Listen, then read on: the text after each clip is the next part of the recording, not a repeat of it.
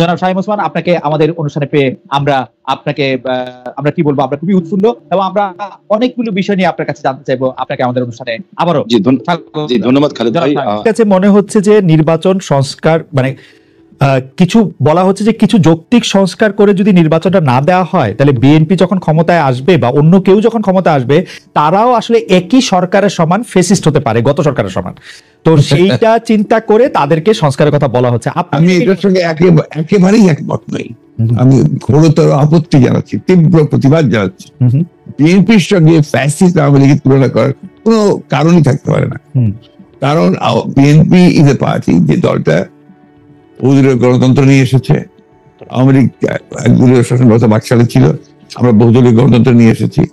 আমরা সংসদীয় গণতন্ত্র নিয়ে এসেছি, ম্যাডাম জিয়া নিয়ে এসেছেন। আমরা তত্ত্বাবধায়ক সরকার বিধান পাশ করেছি পার্লামেন্টে, এবং আমাদের কাছে ফ্যাসিস্ট আবার এখন পর্যন্ত তো প্রশ্নই উঠতে পারে না। আমাদের যে পার্টির স্ট্রাকচার, আমরা যে কাজ করেছি, সেগুলো সমস্ত গণতন্ত্রের পক্ষে গেছে। ওই 14 বছর লড়াই করেছি তো ফ্যাসিস্ট হওয়ার জন্য নয়, গণতন্ত্রকে প্রতিষ্ঠা করবার জন্য। সুতরাং এই কথাগুলো যখন বলা হয়, তখন এই কথাগুলো আমার কাছে মনে হয় যেটা আমরা শুধুমাত্র হয় কথার কথা বলার জন্য বলা হয়, অথবা বিএনপিকে আপনার ছোট করে খাটো করে দেখানোর চেষ্টা করা হয়। কিন্তু এইখানে তো পাশাপাশি আরো দুইটা সত্য আছে। একটা সত্য হচ্ছে যে বিএনপিও তো আসলে ক্ষমতায় ভারসাম্যের কথা বলছে, এবং সেই ক্ষমতায় ভারসাম্যের কথা বলতে গিয়ে এই প্রধানমন্ত্রী, উপপ্রধানমন্ত্রী, রাষ্ট্রপতি, উপরাষ্ট্রপতি জাতীয় সংস্কারের কথা বলছে। এই বিষয়টি যেমন আছে, এবং বিএনপিও রাষ্ট্র ক্ষমতায় ছিল, তখনও বিএনপিতে আসলে ক্ষমতার ভারসাম্য আছে কিনা সেটা নিয়ে প্রশ্ন উঠেছে। আবার আপনি যদি আমাকে অনুমতি দেন, আমি বলবো যে বিএনপির একজন খুব গুরুত্বপূর্ণ শীর্ষস্থানীয় নেতা জনাব মওদুদ আহমেদ, আমি তাকে কোট করছি, তিনি লিখেছিলেন, আমরা ক্ষমতায় গেলে বিএনপি সাফল্য হবে আরো কম, কারণ দলটি শাসন কৌশলে কোনো উন্নতি হয়নি, দলটিতে নেই কোনো আত্মোপলব্ধি এবং আত্মসংশোধন শব্দ দুটির অস্তিত্ব।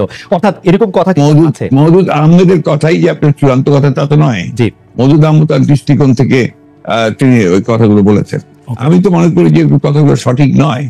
বিএনপি একটা পার্টি, যে পার্টিটা আপনাকে গণতন্ত্রকে রিইন্ট্রোডিউস করেছে, মাল্টি পার্টি সিস্টেম ইন্ট্রোডিউস করেছে, আগে আমি বললাম, আর রিপিট করতে চাই না। তো বিএনপিকে ওই দলের সঙ্গে বা ফেডারেশনের সঙ্গে তুলনা করাটাকে আমি মনে করি একটা সঠিক তো নয়। আমি মনে করি এটা একটা উদ্দেশ্য প্রণোদিত। শামীম ভাই, গত কয়েকদিন ধরে যেটা হয়েছে যে আমাদের প্রধান সংবাদে পরিণত হয়েছে ধর্ষণ এবং এই সংক্রান্ত সহিংসতা। আপনি বক্তৃতায় বলেন, আপনার চেয়ে বড় মাস্তান আর নাই, অন্য দলকে সামলাতে পুলিশ বা অন্য বাহিনীর দরকার নাই আপনার। আপনি তো একা নন, নিশ্চয়ই বাংলাদেশের সবগুলি জায়গায় আপনার মতো এরকম, আমি যদি মাস্তান শব্দটি ব্যবহার নাও করি, এরকম রয়েছে। তারপরও এই ধর্ষণ এবং এই সংক্রান্ত সহিংসতা কেন হচ্ছে? আমি না থাকলে দেশে কিচ্ছু হবে না, কিচ্ছু হবে না। খালেদ ভাই, হয়তো আপনার কাছে একসময় মনে হবে, আরে শামীম ভাইয়ের সাথে কথা বলছিলাম, লোকটা ভালো ছিল কিংবা খারাপ ছিল, একটা কমেন্টস করবেন। বাট ফর দিস কান্ট্রি আমার মনে হয় যে আমরা শেখ হাসিনাকে দরকার, এবং দরকার আমাদের আগামী প্রজন্মের জন্য, আপনার আমার সন্তানের জন্য। বঙ্গবন্ধুকে হারিয়ে আমরা অনেক পিছিয়ে গেছি, এখন ওনাকে দরকার। আমি বলতে চাচ্ছি যে একজন সাধারণ মানুষ হিসাবে, একজন কন্যার বাবা হিসাবে, একজন মায়ের সন্তান হিসাবে, একজন স্ত্রীর স্বামী হিসাবে, একজন বোনের ভাই হিসাবে, এবং আমি মনে করি আমি আর আপনার অনুভূতির মধ্যে এখানে কোনো পার্থক্য নাই, যারা আমরা মনুষ্যত্ব নিয়ে চলি। আপনি আপনার জায়গা থেকে মনুষ্যত্ব নিয়ে আজকে এই ব্যাপারে লড়াই করছেন, কথা বলছেন, আমি আমার জায়গা থেকে মনুষ্যত্ব নিয়ে এই জায়গায় লড়াই করছি। আর সেই মনুষ্যত্ব থেকে একজন পুরুষ হিসাবে আমি প্রথমেই ক্ষমা চেয়ে নিচ্ছি সারা পৃথিবীতে, এবং বিশেষ করে বাংলাদেশে যারা ধর্ষিত হয়েছেন এই পুরুষ সমাজ দ্বারা এবং নিগৃহীত হয়েছেন। আমি সেই সকল মানুষের কাছে, পুরুষ সমাজের হয়ে আমি তাদের কাছে বিনীতভাবে ক্ষমা চেয়ে নিচ্ছি। যে যাদের উপরে ঘটছে, তাদের যে আত্মচিৎকার, তাদের যে মানে মনের ভিতরে ক্ষোভ, তাদের যে সম্ভ্রমহানি, যে কতটুকু নির্দয়ভাবে তাদেরকে ধর্ষিত হতে হয়, যার কারণে অধিকাংশ ধর্ষিতাই কিন্তু শেষ পর্যন্ত নিজের জীবনটাকেই ছেড়ে দিতে হয়, এবং অনেকেই শুধু ধর্ষিত তো দূরের কথা, ইভটিজিং এর কারণেও কিন্তু পৃথিবীতে বহু মানুষকে, বাংলাদেশেও আমরা দেখেছি অনেকে কিন্তু আত্মহত্যার পথ বেছে নিতে হয়। আচ্ছা,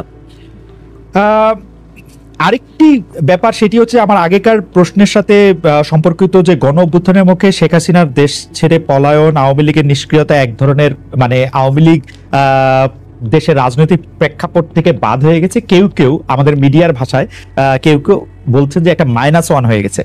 অন্তর্বর্তী সরকারকে নিয়ে কোনো -2 সংখ্যা কি আছে? কেন এই প্রশ্নটি উঠছে সেটিও আমি বলি, যেটা কিছুটা আপনি আগে প্রশ্ন করেছে যে আওয়ামী লীগ আমলে কিন্তু আমরা দেখেছিলাম যে বেগম খালেদা জিয়ার চিকিৎসার জন্য বারবার বলা হচ্ছিল, কিন্তু 3.5 মাস পরেও বেগম জিয়া এখনো দেশে আছেন, তারেক রহমান সাহেব এখনো দেশে ফিরেন নাই। তো এইটার ক্ষেত্রে কি -2 কোনো আশঙ্কা আপনাদের মধ্যে রয়েছে কিনা অন্তর্বর্তী সরকারকে নিয়ে? এই -2 তো এসেছিল আপনার 111-এ, এখন আপনার এই -2 কোনো সমস্যা নেই। কারণ হচ্ছে যে আমরা আগেই বলেছি, আমি গতকাল একটা ইন্টারভিউতে বলেছি, যে বিএনপিকে এখন আর কেউ মাইনাস করতে পারবে না। এক, 2 নম্বর হচ্ছে আওয়ামী লীগ যদি নিজেরা মাইনাস হয়ে গিয়ে থাকে তো সেটা তো আওয়ামী লীগ হয়েছে, কারণ সে দেশেই নাই, তার নেত্রী পালিয়ে গেছে। সুতরাং আপনার এই জায়গাতে তো তারা নিজেই চলে গেছে। এখানে একটা জিনিস আমাদের সবসময় মনে রাখতে হবে যে রাজনৈতিক দলটি পলিটিক্যালি ব্যাংকরাপ্ট হয়ে যায়। আওয়ামী লীগ এখন আসলে পলিটিক্যালি ব্যাংকরাপ্ট একটা রাজনৈতিক দল। আমি আগে থেকেই বলতাম কথাটা আর কি। তার কোনো রাজনীতি নেই, সে ক্ষমতাকে এমন ভাবে ব্যবহার করেছে তাদের ব্যক্তিগত স্বার্থে, দলীয় স্বার্থে না, প্রত্যেকের ব্যক্তিগত স্বার্থে। They have minted money like anything. দেশকে তারা একেবারে ফোকলা করে দিয়েছে এবং সেই দেশকে ফোকলা করে দিয়ে পালিয়ে গেছে, এবং এটা জনরোষে পালিয়েছে। নর্থের যে কোনো মিলিটারি কু বা কিছু হয়েছে, পিপলস রেট, জনরোষ, সেই রোষে তাকে পালিয়ে জীবন বাঁচাতে পালিয়ে যেতে বাধ্য হয়েছে। এই বিষয়গুলো আমাদের মাথায় রাখতে হবে। আমরা কোনো মতেই যেন চেষ্টা না করি এটাকে কোনো মতে খাটো করা। ফ্যাসিস্ট আওয়ামী লীগ রেজিম এদিকে বাধ্য হয়েছে দেশ থেকে পালিয়ে যেতে জনরোষে। ওকে, গত 15 বছরে আওয়ামী লীগের শাসনকে যে ফেসিবাদী বলা হচ্ছে এবং তার যে পালিয়ে যাওয়াটা, যেটি আসলে আপনি এখন বর্ণনাও করলেন, দুর্নীতি, তারপরে নানা ধরনের নানা কারণে, কিন্তু তার পেছনে আপনাদের আমলে যে 20 বছর আগে 21 আগস্টে গ্রেনেড হামলা, বিচারকদের বয়স বাড়িয়ে তত্ত্বাবধায়ক সরকারকে প্রশ্নবিদ্ধ করার মাধ্যমে শেখ হাসিনাকে কর্তৃত্ববাদী শাসনের দিকে নিয়ে যাওয়া, এ নিয়েও আসলে নানা ধরনের আলোচনা আছে। এই দুটি ঘটনা যদি হাইন্ডসাইট আপনি একটু দেখেন, যে মানে যেগুলি হচ্ছে ক্রাইমের ঘটনা, অর্থাৎ হচ্ছে 21 আগস্টের গ্রেনেড হামলা, 10টা অস্ত্র, আবার অন্যদিকে তত্ত্বাবধায়ক সরকার ব্যবস্থাটাকে একটা এরকম জায়গায় নিয়ে যাওয়া, এই দুটিকে আপনি আপনার মূল্যায়ন আমরা একটু শুনতে চাই। যে দুটি আপনার 21 আগস্টের যে ঘটনা, এই ঘটনার সঙ্গে বিএনপিকে জড়িত করা এবং বিশেষ করে তারেক রহমান সাহেবকে জড়িত করা, এটা পুরোপুরি ভাবেই রাজনৈতিক উদ্দেশ্য প্রণোদিত। এটা কোনো মতেই বিএনপির সঙ্গে জড়িত তো নয়, বরঞ্চ আমি মনে করি যারা বিএনপিকে শত্রু হিসেবে চেনে তারা জড়িত, এবং এখানে বেনিফিশিয়ারি কারা হয়েছে সেই বিষয়টা আমাদেরকে অবশ্যই লক্ষ্য রাখতে হবে। 21 আগস্টের মামলায় who was the beneficiary? Beneficiary was Awami League. কারণ বিএনপি ক্ষমতায় থেকে সে এমন কোন ঘটনা ঘটাবে কেন যে ঘটনাটা তার বিপক্ষে যাবে? এটা 1 নম্বর।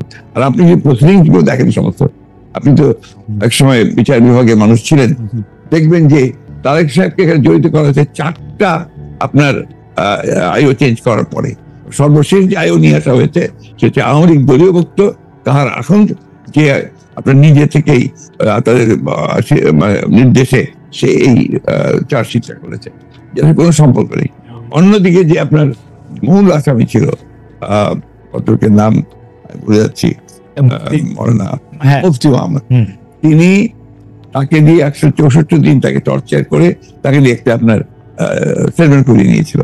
পরে দেখা গেছে যে উনি নিজেই সেটাকে আবার ভোগ করেছেন যে এটা আমার কাছে আমাকে টর্চার করে নেওয়া হয়েছে। এবং দেখেন কিভাবে কি মারাত্মক ঘটনা কোথায় চলে গিয়েছিল সবকিছু। এবং he was hanged before the trial was complete. যে প্রধান আসামি তাকে আপনি আগেই অন্য একটা মামলাতে জুড়িয়ে দিলেন যাদের আসল সত্যটা বেরিয়ে নিয়ে আসে। এই কথাগুলো কিন্তু কেউ আপনার ইনভেস্টিগেটিভ জার্নালিজম করে না, যার ফলে এই বিষয়গুলো আসে। আপনারা পলিটিক্যাল জিনিসটাকে নিয়ে চেষ্টা করেন, ওটা শেষ করি। ইনভেস্টিগেটিভ জার্নালিজমটা সিরিয়াসলি করেন এবং এটাকে ফাইন্ড আউট করেন যেটা আসলে ব্যাপারটা কি ছিল।